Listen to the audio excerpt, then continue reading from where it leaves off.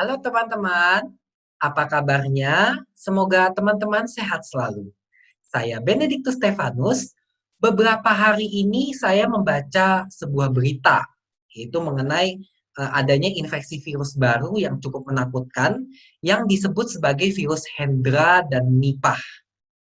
Sehingga pada kesempatan ini saya ingin membawakan suatu pembahasan singkat mengenai infeksi virus Hendra dan Nipah, belajar mengenali, dan cara pencegahannya.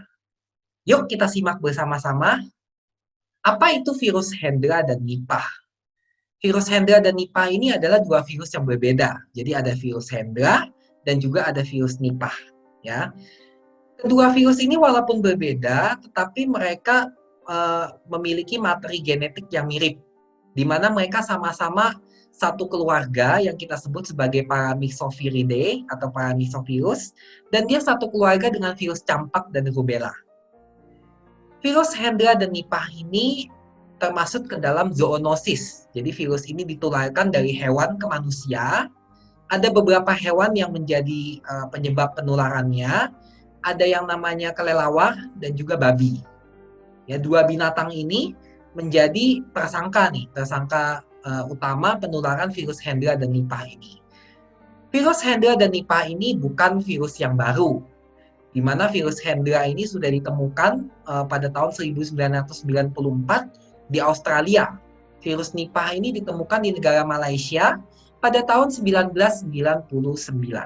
Lalu bagaimana situasi virus Hendra dan Nipah di Indonesia? Sampai saat ini memang belum ada kasus yang dilaporkan mengenai infeksi Hendra dan Nipah di Indonesia. Akan tetapi sejumlah penelitian, bila kita melihat, ada sebuah penelitian dari kedokteran hewan, di mana pada tahun 2008 dikatakan bahwa 18 sampai 33% kelelawar jenis kalong di Sumatera Utara, Jawa Barat, Jawa Tengah, Jawa Timur itu sudah terinfeksi virus Nipah. Sementara pada babi belum ditemukan. Lalu penelitian lain yang dikeluarkan pada tahun 2013, di mana di Pontianak 22,62% kelelawarnya sudah terinfeksi Hendra dan Nipah. Sementara di Manado 17,19% kelelawarnya sudah terinfeksi Hendra dan Nipah. Cukup banyak kelelawar di Indonesia yang sudah terinfeksi Hendra dan Nipah. Kemungkinan bila kita melihat di tahun 2021 ini, mungkin lebih banyak lagi kelelawar di Indonesia yang sudah terinfeksi virus Hendra dan Nipah ini. Bila kita melihat beberapa referensi pemberitaan, beberapa hari ini cukup banyak pemberitaan mengenai virus Hendra dan Nipah. Daerah penyebaran virus Hendra dan Nipah mengikuti habitat dari kelelawar. Kalau kita mengambil peta yang dikeluarkan oleh CDC, kita bisa melihat bahwa kelelawar memiliki habitat hidup yang cukup luas. Seperti yang dijabarkan di dalam garis biru yang tebal ini, kita bisa melihat bahwa penyebaran dari kelelawar itu cukup luas. Mulai dari Madagaskar, kemudian dari India, Bangladesh, Myanmar, Kamboja, Malaysia, Singapura, Indonesia, sebagian Oceania, dan juga Australia. Sementara di daerah habitat kelelawar tersebut, ada beberapa daerah yang menjadi tempat kejadian luar biasa dari penyebaran virus Nipah, seperti di Malaysia dan juga di Bangladesh. Lalu kemudian di daerah Australia, cukup banyak daerah yang menjadi lokasi kejadian luar biasa dari penularan virus Hendra. Penularan terutama terjadi melalui hewan ke manusia. Secara kepustakaan, hampir semua mamalia dapat tertular oleh Hendra dan Nipah. Walaupun binatang yang menjadi paling banyak penularannya adalah pada babi dan kelelawar, tetapi pada mamalia lain seperti kuda telah terbukti menjadi penularan virus Hendra. Dan perlu juga diwaspadai mamalia lain seperti anjing dan kucing, karena anjing dan kucing ini cukup banyak dipelihara oleh manusia. Sehingga virus Hendra dan Nipah pun juga dapat menjangkit anjing dan kucing, sehingga dapat menularkan kepada manusia. Penularan dapat terjadi melalui droplet dan kontak cairan tubuh, seperti air liur, dahak, urin, kotoran, dan juga cairan kelamin. Virus Hendra dan Nipah juga menular melalui buah atau tanaman yang terkontaminasi oleh kelelawar. Bila kita melihat laporan kasus di Bangladesh, itu getah kurma mentah ini cukup banyak yang terinfeksi oleh kelelawar, sehingga banyak sekali angka penularan virus Nipah di negara Bangladesh itu.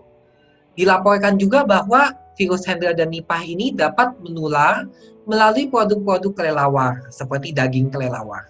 Bagaimana gejala penyakit Hendra dan Nipah?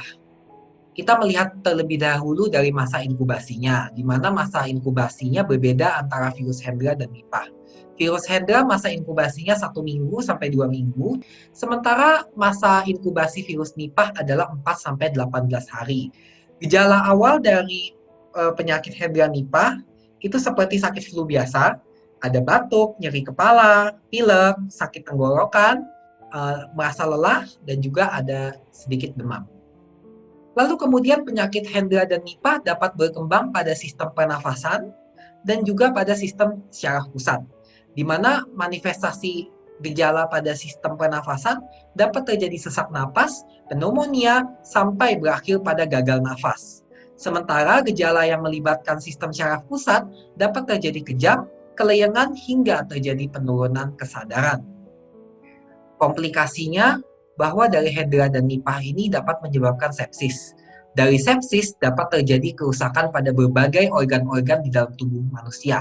Salah satunya adalah pendarahan saluran cerna, gangguan ginjal, hingga menyebabkan aritmia pada jantung. Virus Hendra dan Nipah ini cukup berat, di mana angka mortalitasnya cukup tinggi, 40% di Malaysia dan 70% pasien Nipah di Bangladesh itu meninggal dunia. Sehingga ini cukup berat penyakitnya. 9% dari penyintas virus Nipah juga mengalami kekambuhan gejala syaraf, dan pada 5% penderita Nipah yang bergejala ringan dapat mengalami radang otak dalam jangka panjang yang dikenal dalam kepustakaan sebagai late onset Nipah encephalitis. Sehingga ini cukup berbahaya ya virus Hendra dan Nipah ini. Ada 2 pemeriksaan yang dapat digunakan, yaitu pemeriksaan PCR, polymerase chain reaction, yang menggunakan swab dari nasal ataupun bisa dari urin atau dari cairan otak. Dapat juga dilakukan pemeriksaan ELISA atau Enzyme Linked Immunosorbent Assay. Sampai saat ini belum ada pengobatan yang pasti dan juga belum ada vaksin dari virus Hendra dan Nipah. Terapi pengobatan utama dari Hendra dan Nipah adalah terapi suportif. Kita boleh berharap bahwa saat ini ada beberapa pengobatan yang sedang dikembangkan. Ada pengobatan menggunakan antivirus, remdesivir dan ribavirin yang masih dalam tahapan uji klinis. Dan saat ini juga sedang dikembangkan pengobatan menggunakan bioteknologi antibodi monoklonal. Sehingga kembali kepada pepatah orang tua ya, mencegah itu lebih baik daripada mengobati. Pada prinsipnya pencegahan dilakukan dengan mewaspadai kontak dengan kelelawar atau hewan atau penderita yang sakit, cuci tangan, dan memperhatikan kualitas makanan kita. Seperti 1, kita harus waspada bila mengunjungi area endemik Hendra dan Nipah, seperti yang dipeta tadi di Bangladesh, Malaysia, atau Singapura, atau juga di Australia, kita harus mewaspadai daerah-daerah tersebut. Lalu yang kedua, memasak produk-produk pork, produk-produk babi, hingga matang, lalu kita menghindari kontak dengan penderitanya, membiasakan diri untuk cuci tangan 6 langkah, minimal 40 detik menggunakan sabun, dan bagi teman-teman yang memelihara binatang peliharaannya, maka teman-teman harus memperhatikan dengan baik kesehatan binatang peliharaan teman-teman. Dan saya ingin menekankan pada penghindaran kontak dengan kelelawar. Hindarilah area yang menjadi sarang kelelawar seperti rumah kosong atau mungkin gua-gua yang menjadi sarang kelelawar. Karena sarang kelelawar banyak sekali mengandung cairan-cairan tubuh kelelawar, banyak urinnya, kotoran kelelawar, itu dapat menjadi sumber penularannya. Jangan menyentuh kelelawar sakit atau mati. Ini menjadi perhatian. Bila Anda di depan rumah tiba-tiba menemukan bangkai kelelawar, maka Anda harus berhati-hati dalam penanganannya. Gunakanlah alat pelindung diri seperti sarung tangan dan juga memakai masker. Lalu area yang bekas bangkai kelelawarnya itu jangan lupa dibersihkan menggunakan desinfektan. Jangan mengonsumsi produk-produk kelelawar seperti daging kelelawar. Bila Anda memperhatikan, banyak sekali infeksi-infeksi virus terjadi melalui kelelawar. Virus COVID-19, bahkan yang cukup mengerikan adalah virus Ebola, itu juga menular melalui kelelawar. Sehingga sebisa mungkin jangan makan yang aneh-aneh, makanlah yang biasa-biasa saja. Jangan juga mengonsumsi makanan yang terkontaminasi kelelawar. Perhatikan seperti produk-produk buah, waspadalah bila di buah tersebut ada bekas-bekas gigitan, terutama buah yang panen sendiri ya, karena banyak sekali kelelawar buah juga sering makan buah-buahan yang ada di pohon. Oleh karena virus Hendra dan Nipah ini menular melalui hewan ke manusia, pada kesempatan ini saya juga ingin memberikan beberapa saran bagi teman-teman. Yang pertama adalah bagi teman-teman yang bekerja sebagai dokter hewan, atau bekerja di spa, salon, di breeder, atau tempat penitipan hewan, maupun usaha-usaha sejenisnya, untuk memperhatikan protokol pencegahan dan pengendalian infeksi, selalu menggunakan alat pelindung diri bila ingin menangani hewan yang sedang sakit, dan melaporkan kepada dinas kesehatan setempat bila ada hewan yang terinfeksi Hendra dan Nipah. Saya juga ingin memberikan beberapa rekomendasi kepada teman-teman yang bekerja di peternakan, di penjagalan, atau yang menjual produk-produk hewani, terutama produk-produk pork, yaitu untuk memperhatikan kualitas dan kebersihan pakan ternaknya, memperhatikan selalu kesehatan hewan ternaknya, serta memperhatikan kebersihan dan keamanan produk hewani yang akan dijual. Sebagai take-home message, virus Hendra dan Nipah menular melalui kontak cairan tubuh hewan ke manusia. Semua mamalia dapat terinfeksi Hendra dan Nipah, terutama kelelawar dan babi.